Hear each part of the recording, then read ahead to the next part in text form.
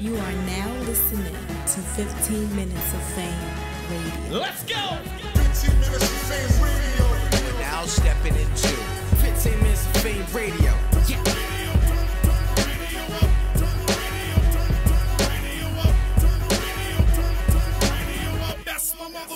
Yo, man, 15 Minutes of Fame Radio. Your boy Heavy Bags, man. Man, I don't usually, boast and brag, man, about my guests, man. But, yo, this is a pleasure of mine. You know what I'm saying? Mr. Drect. I don't even know. What's your title? What is my title? Man, I got CEO, entrepreneur. Really, the title I take the most pride in is just being a creative thinker. You know what I'm saying? Bringing new ideas to the table and being somebody that's recognized for being an innovative person. That's the one that I don't care about all the CEO, vice president, and all that shit. Just recognize me for shaking things up a little bit. Word. Now, yo, we in 2014. A lot of new battle rap fans. Yes. You know what I'm saying? For everybody who's new out there, yo, can you explain your history? I know it's a lot. But let's go from the start, man. Who you are, man, and what you do. Okay. Well, basically, before I get into that, let me say this real quick, man. I used to be very mad at the new battle rap fans for not recognizing certain people and recognizing certain things, be able to tell when somebody can freestyle and it's written. But I realized it's kind of a blessing that battle rap has grown to be this big at all. You know what I'm saying? And I just really feel like sometimes I'm a casual fan of certain sports or wrestling or whatever it has, and sometimes I jump out there and I say, shit, this dude could beat this. I just be saying shit to cause an argument. So I think that's all the new fans are doing a lot of time, and I think the battle community, even though you got to make sure they know their history, you should be a little bit more less sensitive to people just having their opinions. It just means more people are watching. You know what I mean? But with that being said, I go by Drect, aka Wavy Davy. Now I'm going with Drect Williams. That's the alias and the real last name. Man, I'm honestly one of the founding fathers of this battle rap period. I just started out as a real extreme battle rap fan. I remember back in the day watching, like, Jin was my favorite battler on 106 and Park. I love all the 106. I know I probably can name you all the 106 champions right now. You know what I'm saying? I just really had this real Encyclopedia Britannica type brain when it came to battle rap in general. So in college, me and a friend of mine tried out for the World Rap Championships thrown by Jump Off TV. Shout out to Harry, Aaron, all them in London. And I made a little bit of noise. And but really the biggest thing was the network I gained. You know what I'm saying? I met cats like the Source. Through that disaster, you know what I mean? And I kind of got a reputation for being like a little facilitator, you know what I mean? Like, they almost didn't let disaster in. I made a big deal about it. I got disaster in the New York division. He got popping off that, and I just established close relationships to where these cats, had a certain respect and a certain friendship with me. I came back home. I was waiting for Fight Club. I actually did a Fight Club battle. When they went on tour, you know what I mean? They went on tour to like every city. I don't remember who I battled. Maybe an Orthodox Phrases or something like that. But like Mad Ills was in there. Like everybody that was popping from Florida, Johnny Storm and all them, High Collide, they was all in that shit. So after that died down, the footage never came out. Shout out to my boy Sonny Bamboo, because he destroyed the Fight Club shit. They promised him the world, and he ain't even he really shut that shit down. He was ahead of the curve. I think he's mad underappreciated. But yeah, man, I was a part of that whole little movement. But I guess I was a little bit late because I was a little bit younger on a lot of the battle shit. And I lived in Boston. So yeah, man, after that, when I was going to college in Orlando, I just took my last little bit of money, bought a camera, and I was like, yo, let's start filming rap battles, because I love this shit. You know what I mean? It's funny because I used to talk to all my friends. Yo, watch this old battle. Watch this Serious Jones. Watch this move. Watch this. And they be like, yo, nigga, you love that shit to death.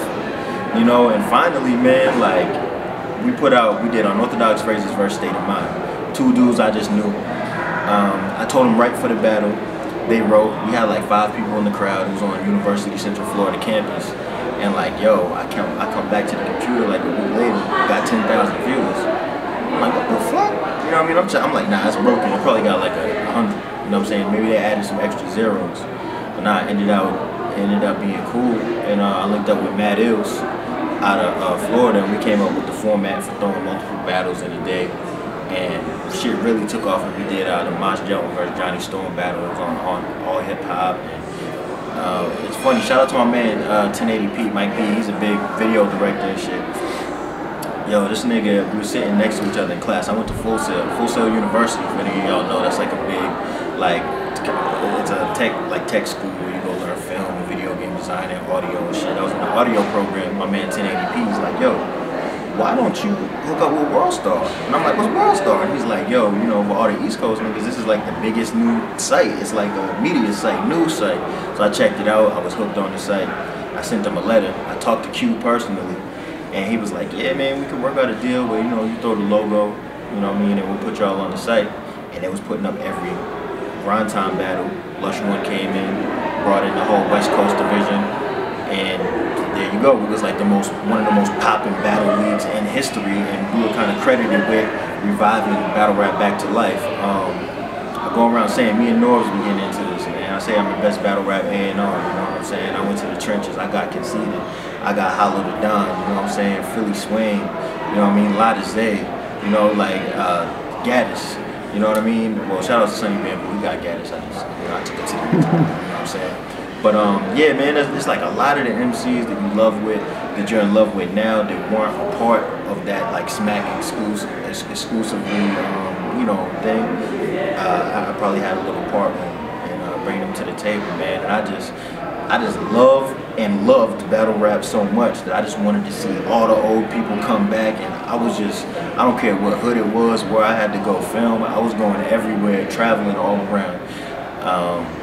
You know, just to see certain battles happen. I think a good example of that is because I might be taking this a little bit too far, but I'm not just in battle rap because I want to be famous or cool or whatever. But, you know, I really have a love for it, and I feel like we did keep hip-hop alive, you know what I'm saying? I've had super hip-hop pioneers and, you know, people I look up to, like Alchemist, the list goes on, Mortal Technique, you know what I mean? Say, like, damn, you know what I mean? At the time when hip-hop was bullshit, we was watching y'all, you know what I mean? And that meant a lot to me. So I feel like, I kind of feel like we have a little bit of a social responsibility, you know what I mean?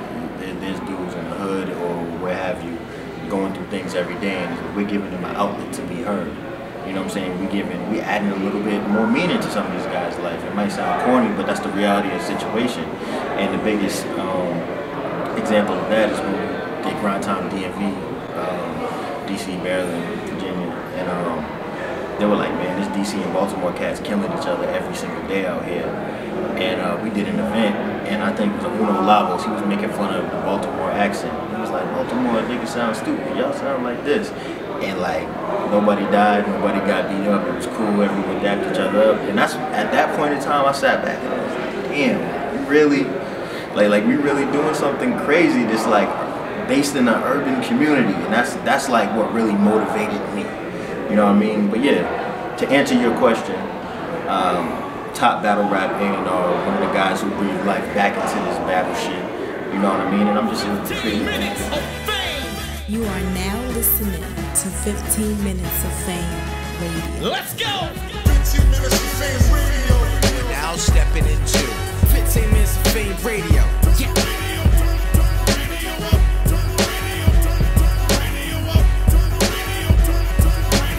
That's my motherfucking jam right there.